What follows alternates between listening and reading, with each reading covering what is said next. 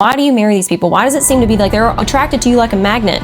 Any disagreement feels like a betrayal to them. Any kind of feedback that's not exactly what they want feels like a betrayal to them. Any kind of criticism, of course, feels like a betrayal to them. So you're either completely good or you're completely bad. You're either my enemy or you're my ally. You're either right or you're wrong. You're either a liar or you're not. And something that will set you free, you have to attach "and" into your sentences when you talk about yourself. We quickly idealize them. We ignore the red flags because we're already conditioned to prioritize their approval. You can't control their moods. You can't. You are having normal reactions to abnormal treatment. You shouldn't have to continually work for it to be a good day or work so hard for it to be a good weekend. Stand against me. Freedom, I can feel the wind in my soul. Freedom, freedom is my anthem. Hello and welcome. I'm Lindsay McKinnon, biblical counselor of Eyes to See, and this is where we heal from hurts, traumas, and toxic relationships.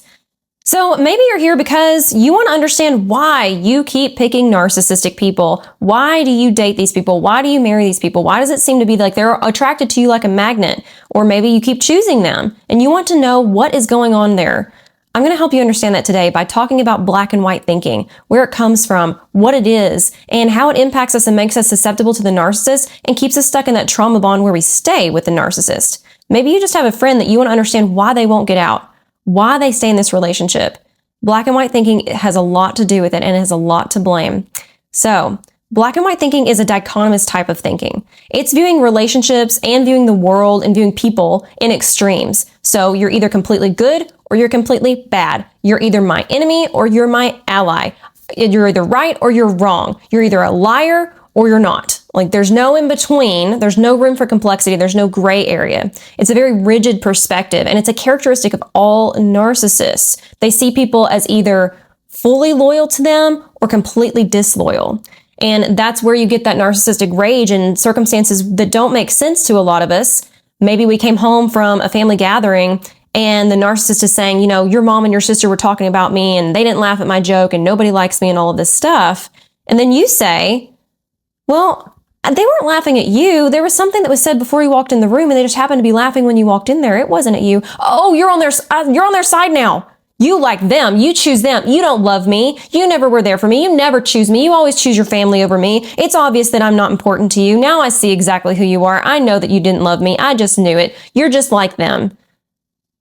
Black and white thinking. That narcissist can't actually think in their mind, oh, there's another side to this story. Oh, there's another perspective. And oh, you're just trying to explain another side of the story and the perspective. No, because you're not on their side immediately, you are against them. So you are either for them or you are against them. And in that moment, when you're not like, yeah, they were just horrible to you tonight and I just feel awful about that. I'm so embarrassed and I wish that they would just, we shouldn't even go back to family gatherings, is what the narcissist hopes you would say, because then they can isolate you more.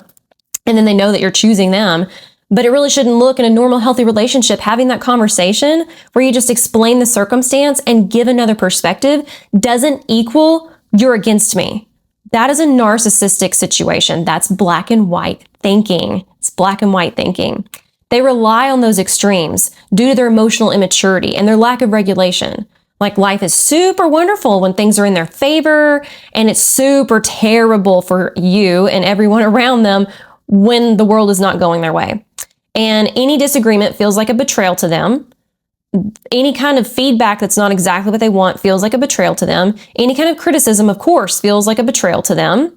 And that emotional instability creates a super chaotic relationship. And so the childhood roots of that for you, the person who is with the narcissist for some reason or another, we don't know just yet, but this is part of it. The childhood roots of black and white thinking, it happens from growing up with emotionally unpredictable or narcissistic parents. So that can lead the child to just simplify reality into extremes. So either good mom comes home today or bad mom comes home today. And this happens a lot of times with addicted parents. This happens with toxic parents that are just self-absorbed and in their own emotional world. They might not be necessarily a narcissist, but their life is more important. The kid is the back burner, and you never know what you're going to get. They come home, they're just super irritable, maybe something happened at work or in traffic. The kid can't reason that. The kid doesn't think about that. The kid just sees, this is bad mom today. How do I get back to good mom? And so the child internalizes the responsibility for the parent's moods and believes that obedience or perfection will maintain the good mom or the good dad and keep that person around. And so that results in a massive coping mechanism that translates as adults, where we fall into perfectionism or silencing our own voice or ignoring our own needs, people pleasing, not setting boundaries, or extreme self-reliance. And doing that as a child to help and hopefully get that good parent in the picture, it prevents like an authentic self-development. And that's really damaging as an adult, because then when you don't know who you are and you're used to and accustomed to basing your validation and who you are and your emotions off of someone else's mood and emotions, that makes you extremely susceptible and okay with narcissistic treatment, because that's what they want. They want to control everyone. They want you to care more about their mood than caring about what you need to be okay. So the adult vulnerability to narcissists is just really, really present in people that had this type of childhood experiences, and where a parent maybe inadvertently put black and white thinking on the child, or in a narcissistic parental situation, they put the black and white thinking in your mind purposefully, just like the narcissist does in your adulthood. And they would call you, well, you're bad today. You know, you're just bad. But we have to attach an and to this, and something that will set you free if you struggle with this type of thinking. If you've been in a narcissistically abusive relationship or had a narcissistic parent, you have to attach and into your sentences when you talk about yourself. I couldn't do the dishes tonight, so I'm a horrible mom. I'm an awful mom, an awful housekeeper, I'm an awful wife. I just struggle really bad, I'm awful.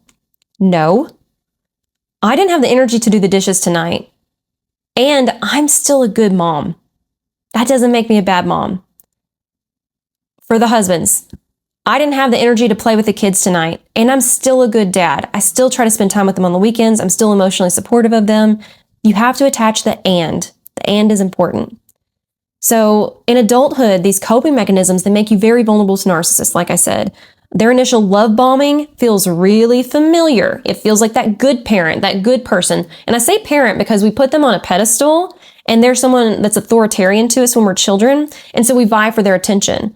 And a lot of times, and most of the time in adulthood, these narcissistic relationships have the same dynamic. We end up putting that person on a pedestal. Why do we do that? We do it because of this, because of the love bombing. We quickly idealize them. We ignore the red flags because we're already conditioned to prioritize their approval, just like with that parent. So when they shift towards cruelty and rejection, your childhood coping mechanism reemerges. And it reinforces that trauma bond that you experienced as a child. And now you're trauma bonding with this narcissistic adult as an adult. And it creates extreme emotional confusion. And that's what keeps us around, because we keep telling ourselves, what's us? Just like in our childhood, you internalized it as a kid. You thought it was you. You thought if you got the right grades, didn't say the wrong things, kept quiet, cleaned your room, whatever it looked like in your family, whatever it was that you thought, that you told yourself would make the good parent show up or make the good parent stay. Now, as an adult, you're doing the same thing. Oh, I won't bring up a grievance. You know, I did just make a mountain out of a molehill. That seems to really upset them, and I just will do anything to not upset them. I'll do anything to keep the good times rolling. And so you abandon yourself. You don't have the boundaries. You stop speaking up. You lose yourself because you're trying so hard to, honestly, you're trying to manipulate them, not in an evil, manipulative, like forefront way, but that's what it is. We're trying to bend and break ourselves in hopes that we can keep that good person around. The person that we saw at the beginning of the relationship, the love bomber, which is not the real them, by the way, that one's fake, that's the mask. But if we could just keep them around, if we could just get back to that. All the time, people, clients, men and women in narcissistic relationships, when they sit in front of me, they say, we had a good day today. Well, I just wanted to have a good week this week. I just want to have a good weekend this weekend. So I didn't bring this up to her, or I didn't bring this up to him, because I just didn't want to have a bad weekend.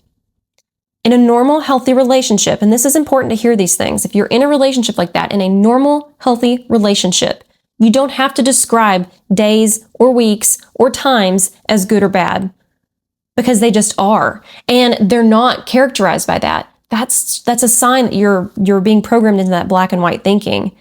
And it's a sign that you're experiencing abuse, because you shouldn't have to continually work for it to be a good day, or work so hard for it to be a good weekend, or avoid self needs, abandoning your own needs of something maybe you need to address with your partner because it might create such a bad environment for the whole week or the whole weekend.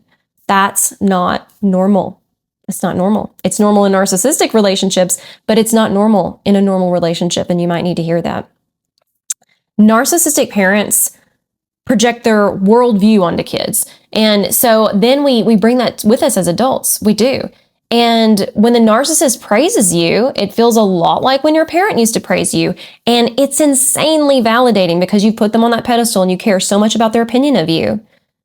But you can't control their moods. You can't. Even minor events will lead to triggering cruelty behaviors, leaving you emotionally trapped, and just puts you in that fawning mode of fight, flight, freeze, or fawn. You'll start to fawn and desperately try to regain their approval at the cost of your own emotional health and identity. So I want to also talk about the moral injury and confusion that comes from prolonged exposure to narcissistic relationships. It leads to moral injury, and that looks like feeling guilt or shame for tolerating and participating in harmful behaviors. That's a big deal because it may leave you doubting yourself and wondering, am I the problem? Am I the narcissist? And I have got to explain this to you. If you are in a narcissistic relationship, you are having normal reactions to abnormal treatment. So a lot of people sit in front of me and they don't know who they are anymore. Aside from the fact that the narcissist has made them completely abandon themselves and they just don't even know how to order a pizza, they also have participated in behaviors that make them ashamed. Whether it's from guilt tripping and coercion from the narcissist, trying to force them into certain types of behaviors or sexual behaviors.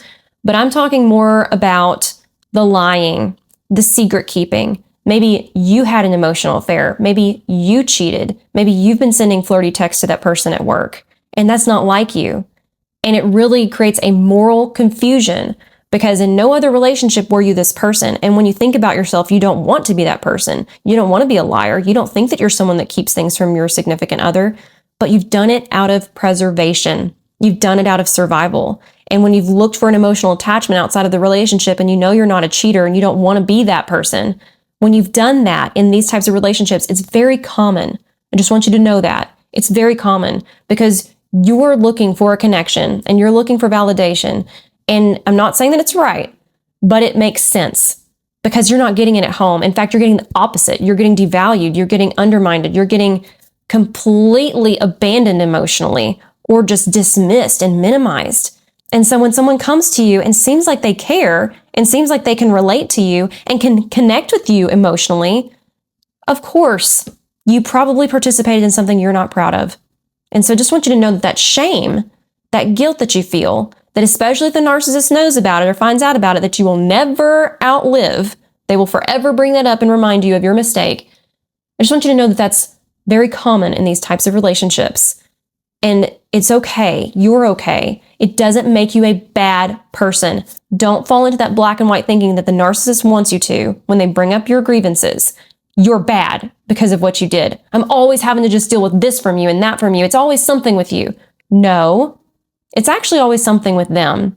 And you had an out of the box, out of character behavior out of response to the survival mode that you've trying to be living in, and perhaps the emotional neglect and just complete wasteland emotionally that you've been enduring. So let's talk about reasoning and why reasoning doesn't work. And attempts to reason with a narcissist are just exhausting. And it has to do with black and white thinking. Because when we reason, we're trying to achieve balanced viewpoints. But it's exhausting and it's futile with a narcissist. Narcissists resist nuance. They don't believe in the gray. You've got to remember that. They don't believe in the gray. So your attempt to create peace or balance is often going to lead to emotional exhaustion with inside you and deeper confusion. And you'll eventually just be the one that's getting attacked through the whole thing. When they are reeling about with some paranoia about people that were laughing at them or talking about them or how nobody likes them. I mean, inside you might want to say things like, oh, yeah, there's a reason for that, but you can't say that. So you fawn over them and you say, no, my family loves you. No, all my friends like you just fine. They've never said a bad thing about you. And they're still going to go into all of this explanation of what the problem is. And it's always going to come down to the root of you. It is. Well, it's because she said this comment, you never stood up for me. I've seen those text messages that y'all send to each other. There's nothing about me that's any good in there. You never talk good about me to anyone. You make everybody think I'm the bad guy. And then you have to defend yourself. And then you're in defense mode. And then it becomes this whole whirlpool of things that you've done wrong, that you don't do right, and that just a character flaw within you. And then you get devalued all over again, and you get gaslit, and it's just a mess. So that's why trying to reason with them, even about their own emotions, doesn't work. You cannot become their emotional regulator. It is not your job. They can't regulate their emotions. Yes, we know that. You don't need to keep trying to regulate their emotions for them. It's not going to work. It's not going to work. You're just going to end up being the enemy because they can't see you as good or bad. And if you're not just agreeing with them and just all out telling them how right they are in their feelings and hating on everybody else with them, then you're the enemy. So don't do it. You got to step away from it. That's where that black and white thinking comes in. It's never going to work. So how does it fuel the trauma bond? Because it does. Black and white thinking fuels the trauma bond. And that's because of the extreme shifts between kindness, which is the mask, and cruelty, which is the real person, that reinforces trauma bonds. And so you repeatedly endure abuse. You believe that the brief good moments represent the real relationship. And so you become trapped, believing that you can control that somehow, that you can control outcomes by perfecting your behavior. That's not going to work either. And I want to talk about the mask. I have to mention the mask. A huge, huge revelationary thing for me to have realized in my narcissistic marriage was that person that I would get the glimpse of every now and then when, oh my gosh, he actually turned towards me and seemed to care. He actually gave me some emotional validation right there. He actually complimented me, or he actually apologized. I do it like this because it's a blanket apology. It's not a true apology. But when you get no apologies, just the inkling of an apology sure feels good, doesn't it? But anyway, they might love bomb you, or they do the hoovering behaviors. And that, you see that and you're like, there he is, or there she is. That's the person I fell in love with. That's the person that I knew you were. I knew that person was in there somewhere. You've just had all of this stress and all of this hard time and not dealing with your PTSD very well. And it's everything else. This is you. I finally get to see you. Welcome back. That's the mask.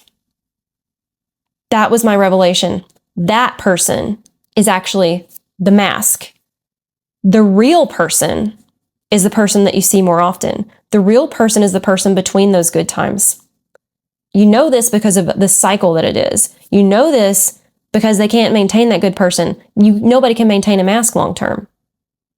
They can put it on when they need to. They can put it on when they want something. They have to put it on because they know if they were just abhorrent to you forever all the time, you would leave, hopefully. But that's also why breadcrumbing exists. That's also why the mask starts to slip and only come back every now and then. And it gets farther and fewer between. You might have been love bombed for 3 months, 4 months, 9 months, 2 years, whatever it was. And then all of a sudden, there's this other person with you and you don't even know what happened, and you attribute it to your behavior because they're telling you it's you. You attribute it to life circumstances. You attribute it to them losing their job or whatever. We give all kinds of reasoning and excuses for it. But no, it actually wasn't anything. That's them showing themselves because they couldn't keep up the mask. And so they act horrible to you. Then maybe something happens. Maybe you finally draw a line or a boundary. Maybe they think that they might lose you if they don't show their good side again. So they put that mask right back on. They love bomb you. They start to buy you gifts again. They take you out to dinner. But you'll notice as time goes on, that mask starts coming up way further between, and the goodness of it, if you really look at it, is a lot less than it used to be. So it might have been they would have taken you on a big trip when they put the mask on to prove that everything can be good between you and that you can love each other and that they love you and all of these things. And now you're just happy to get a hug. And that's enough for you. That's called breadcrumbing. That's emotional starvation. And they know that they're doing it. That's hard to believe too. That's part of the radical acceptance. They're aware they're doing it because it's a choice. It's a mask. The mask is not them. The real person is the one when the mask slips. Please remember that. Know that.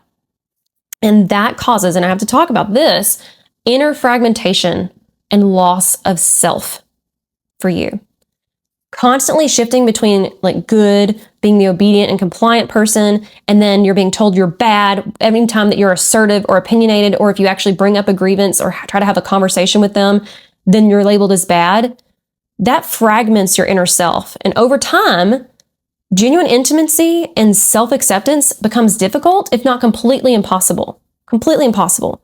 Because it's really hard to give yourself intimately to someone on any level when you feel like they think that you're so awful. A lot of my clients sit in front of me in these relationships and say things like, I don't even think she likes me, or I don't even think he likes me.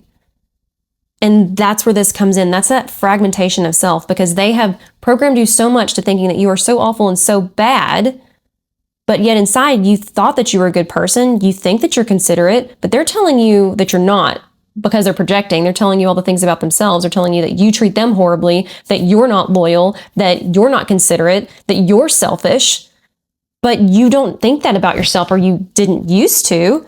And so it's very confusing. And you feel like they don't even like you because they are constantly degrading you and putting you down. This is when you are going through a massive devaluation phase. And it's very confusing, very confusing. But it also has to do with that black and white thinking, because you can't just have made a mistake and it possibly just upset them. You now are just completely bad and you're completely selfish because you didn't text them within the 15 minutes that they expected you to. Not normal, not normal. So how do we overcome it? How do we overcome black and white thinking? It's very important. It requires healing by recognizing that this extreme thinking is just really unhealthy. You have to recognize it. You have to start taking those thoughts captive. A real relationship include nuance. They include gray area, disagreements, and complexity without losing love or acceptance. Just because you don't agree with them on what happened at that family event doesn't mean that you're against them. A normal, healthy relationship doesn't work that way. And they don't give you the cold shoulder because you said that. They don't stop talking to you. They don't withhold affection. They don't, go sleep on the couch or do something ugly to you or manipulative. A narcissist's distorted perception doesn't define you. You have got to reclaim your authentic self in a balanced worldview. We must. We have to find freedom in the middle. Freedom comes by embracing realistic and balanced thinking. You're not two people. You're not either good you or bad you. That's not a thing. One whole person is who you are. And that person deserves consistent respect and consistent love. Acknowledging complexities and nuances breaks trauma bonds, and it fosters healthy relationships. It's very important. And important to remember that life happens in the gray. It happens in the balanced gray, in the true middle of things, not in extremes. That's not reality. That's not reality. That's the narcissist reality. It's not real. It's all designed to program you and to control you. Embracing the gray, it leads to true authenticity and emotional freedom. And you deserve a healthier relationship and genuine peace. And you deserve to know and to restore your self-worth if you've been in this type of relationship. So, capture those thoughts. Recognize what it is. When you start to tell yourself you're good, you're bad, or when they try to put that on you, do not let that sit with you. Add an and in there. I made a mistake, or I'm in survival mode, and I'm still a good person. I had to not tell her about this because I was going to endure torture for a week if I did. And I'm not a liar. I know I'm not a liar. This circumstance, this survival mode is putting me in that position, and I have to survive. You have to be able to tell yourself those things. Tell yourself the truth. Pay attention to what it is and what it looks like. Don't just believe what the narcissist tells you. Start to push back against those thoughts. And if you're in one of these relationships, I am so sorry. And I hope that you find the strength to break the trauma bond, to break this black and white thinking, and to leave. Please consider subscribing. I'll be having videos on all of this and how to get out of these circumstances, because you deserve more. You deserve better. You don't deserve to endure this abuse. You don't deserve for anyone to tell you that you are bad. You're not bad. You're simply you. You're simply human. All humans make mistakes. I love you, and I hope you have a good day.